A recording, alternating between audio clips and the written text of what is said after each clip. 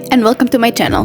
So this video was actually just not planned at all, and I thought about should I post it or should I not post it, and will I get myself in hot water, will I get myself cancelled, etc, etc, etc. But then I decided I don't care. Like, I'm not famous, and even if I was, I am saying what I think is correct and what I think is the morally right thing to do. So I don't find any faults in the things I'm going to say right now, which is why whatever you say in the comments, sure, it's your opinion, but this is my opinion that I think is morally correct. Alright, so I am going to talk about one KTuber that you'll probably know, and I think everyone quite knows, but it's Everglow-up. I was never that big of a fan. I was in the beginning. I got into K-pop in 2021, and when you get into K-pop, well, at least for me, you get into that K-tube hole where you just listen to videos and whatever. And I was across a lot of K-tubers that I found very toxic and spreading negativity, and it made me just feel bad. You know, when someone is giving you negative energy and they just keep throwing that into your face, and you're supposed to agree with them because they're edgy and cool, and if you disagree, go touch grass, and you're just a hater and it's just their opinion, whatever. But then I came onto Everglow-up, and I actually came up onto her stage presence analysis where she was defending Yujin of IVE. And if you know me, I'm a huge fan of Yujin, and I've always said that her stage presence is really good, and I actually really enjoyed that video. So I clicked that little subscribe button, that bell, and I thought, oh, I found a KTube channel that's like really cool and whatever. Then I managed to spread out and find more KTubers, but whatever. I didn't particularly care about what, I was not obsessively focused on Everglow-up. But the more I watched her videos when they came out, the more it seemed that she was rage baiting. She wants you to react to what she says. She wants you to be upset, and then she can say, oh my god, you're so bothered and I'm unbothered, and you can go and touch grass and stop being so sensitive. It's just K-pop, like, it doesn't matter.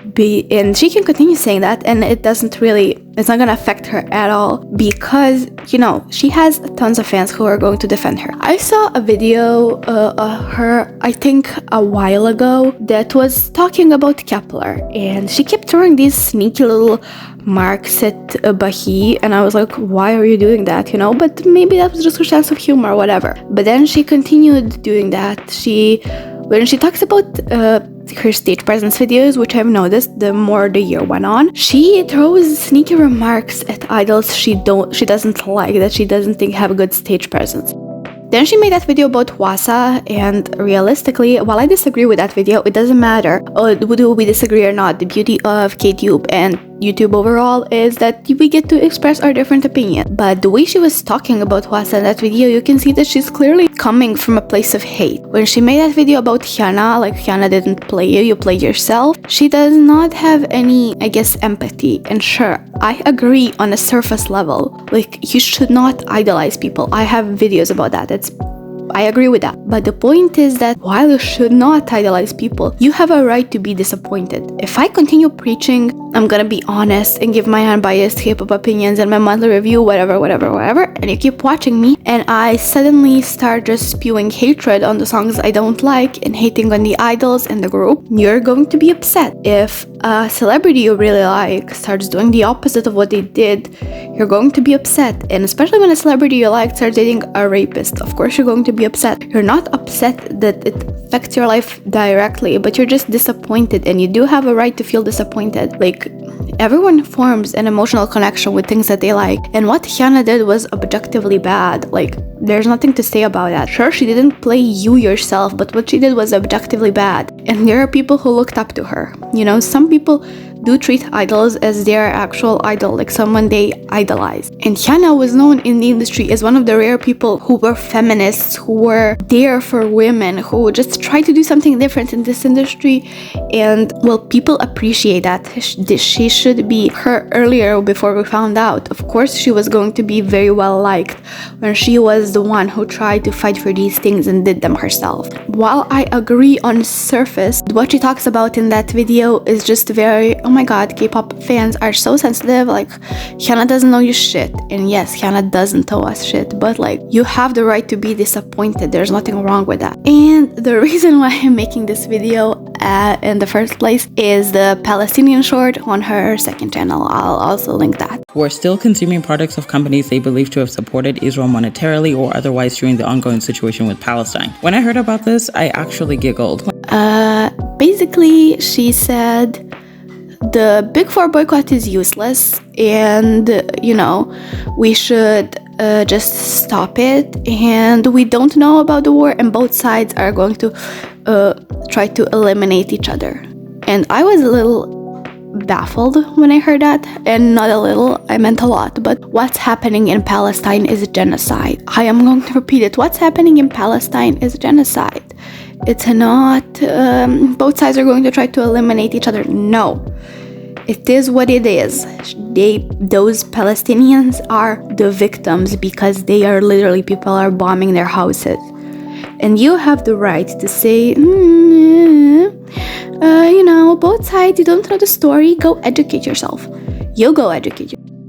For someone who preaches, educate yourself, I am the K-pop villain, go touch grass, go do that, Hwasa was wrong, you should not form parasocial relationships with Hyuna, this title has a horrible everything stage presence, but their fans are so annoying.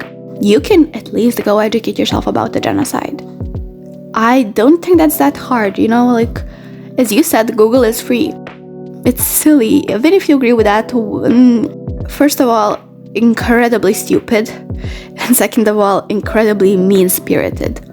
You do know, and everyone knows, at least subconsciously, that that's what's happening in Palestine.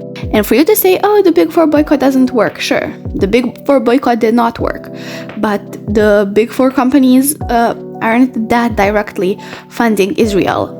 Hybe is the only one that is, because Scooter Brown is high up in there, so I guess Hybe is the only one that makes sense boycotting. But even if the boycott didn't work, why wouldn't the fans try something? I boycotted everyone when the boycott was going on, simply because I don't want to try to perpetuate those standards. And even if you don't boycott or you do boycott, sometimes people don't know about it, like I found out when it was already a couple of days in, or just some people don't do it because they think it's pointless, because, you know, there are comebacks, they don't want to ruin their faves, whatever. But that doesn't mean that the people who boycotted were pointless. Sure, it's not gonna change anything, but if it makes you feel like a good person, maybe it's helping. Maybe at least it's spreading the message. Like, people are reporting that the Big Four is being boycotted, which is reporting the message of Palestine. And also, she mentioned the Starbucks thing, and I'm just going to say Starbucks is directly funding them.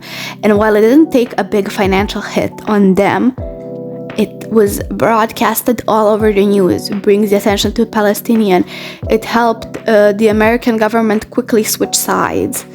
It's obvious that the boycott worked, even for Subway and McDonald's and Starbucks. All those boycotts worked. You saw them paying up even the K-pop idols.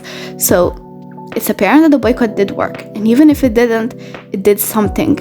And for her to say, well, only the lower wage people were down, first of all, still 1 million people shop at Starbucks. It made a big dent, but not that big. And second of all, those people have their fixed wages, so like, doesn't matter if they have 1 customer per day or 1,000 customers per day. And also, Starbucks would get a bad name by just firing all those people, so it would be even a worse marketing strategy for them. But she did not think about that. And even if she did, you know, sometimes, like she says, Google is free, facts are facts, go touch some grass and whatever. And I'm aware this part has been a little ranty, but that video is just wrong. Like, I understand, agree to disagree. Maybe I disagree with some of her opinions that she said, I don't know, about Hwasa or something. Maybe I disagree with that, but that's opinions. These are facts. What's happening in Palestine is a fact. You don't get to be opinionated about that.